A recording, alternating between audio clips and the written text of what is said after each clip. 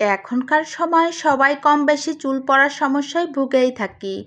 Hello সবাইকে নমস্কার, তাপসীস cooking ব্লগের নতুন ভিডিওতে সবাইকে স্বাগত। এই তেলটি ঘরে বানিয়ে রাখলে অনেক দিন পর্যন্ত ব্যবহার করা যাবে এবং নিয়মিত ব্যবহারে চুল পড়া অনেকটাই কমে যাবে। তেলটি বানানোর জন্য নিয়ে নিয়েছি কেশরাজ পাতা।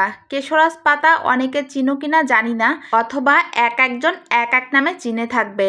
এখানে নিয়ে নিয়েছি পেঁয়াজ, আর নিয়েছি আদা কুচি, আর নিয়েছি এখানে কালো জিরে আর মেথি। সব কিছু উপাদান আমি শিলপাটায় খুব সুন্দর করে বেটে নিব। সবগুলো উপাদান কিন্তু আমি খুব সুন্দর করে বেটে নিয়েছি।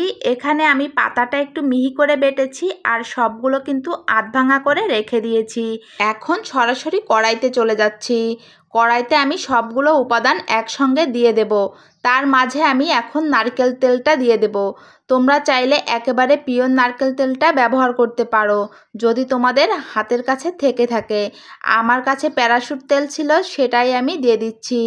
সাথে কিছুটা পরিমাণ দিয়ে দেব সরিষার তেল। সরিষার তেল কিন্তু চুলের জন্য খুবই উপকারী।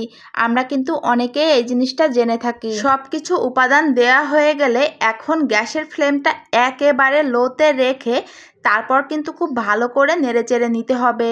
নাড়া কখনোই বন্ধ করা যাবে না, তাহলে কিন্তু নিচে লেগে যেতে পারে। এজন্য অনবরত নেড়েচেড়ে কিন্তু এই তেলটা বানাতে হবে, তাহলেই কিন্তু তেলটা পুরোপুরিভাবে পারফেক্ট হবে। চুলার জালটা লোতে রেখে এই পুরো প্রসেসটা করতে হবে।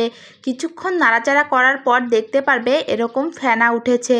এতে ভয় পাওয়ার কিছু নাই, যেহেতু সরিষার তেল দেওয়া আছে আর এখানে আরও অনেক উপাদান আছে, এজন্য কিন্তু একটু ফেনার সৃষ্টি হবে।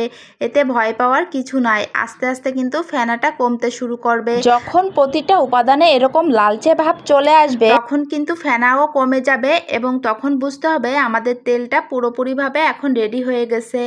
এখন একেবারে ঠান্ডা করে তারপর একটা ছাঁকনির সাহায্যে চেখে নিলেই কিন্তু এই তেলটা রেডি হয়ে যাবে। 2-3 দিন রোদে দেওয়ার পর এই তেলটা একটা বোতলে ভরে রাখতে হবে।